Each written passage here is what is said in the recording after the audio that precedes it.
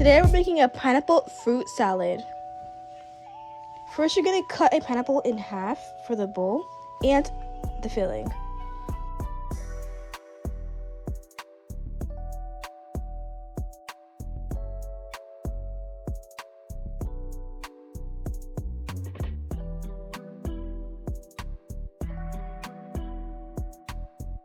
Get as many fruit as you can possibly can for more variety and flavor. Put them into a bowl.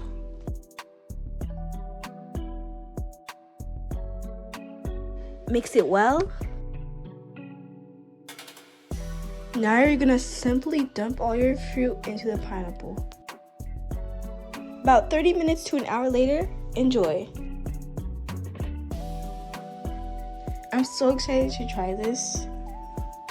Oh, it's so refreshing. It's super sweet and healthy. Bye, guys.